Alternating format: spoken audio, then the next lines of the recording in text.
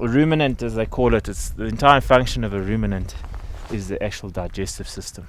The digestive system is not healthy, the animal dies. So the whole emphasis of what we're doing here, we're trying to do with our pastures, trying to do with everything else, our grazing management process, is to keep the rumen in its optimum condition. And then obviously the better we can become at that science, the more efficient we can become in terms of getting away from sort of artificial, if you will, additional inputs to where the environment can operate and can offer as much of the requirements that the animal or that the rumen actually needs. When you feed maize, the cellulose, the organisms in the stomach actually change.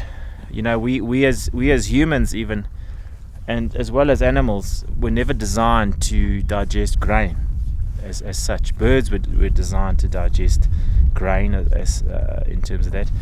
That's why you find a lot more people getting celiac intolerant and, you know, all this sensitive to sort of those kind of foods, as well as these animals. So what happens is that the microorganisms actually change, because the way that food is digested, it needs a different kind of organism basically to break it down. And they term what they can term, and that's obviously used in feedlots and all the other kind of stuff. Animals do very, very well on maize, you know, in terms of finishing quickly because it's high in energy, so they can convert that quickly to body fat. But again, you know, in terms of a long-term process, it's fine to finish animals on that, and, you know, obviously get them to slaughter. That's not an issue.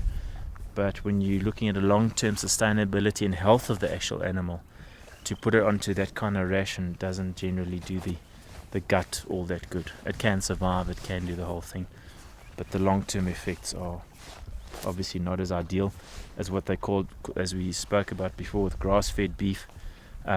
Grain-fed beef doesn't have, because of what it's taking into the system and what's going into the DNA, it doesn't have the levels of the conjugated linoleic acid, the CLA, that grass-fed beef basically would do.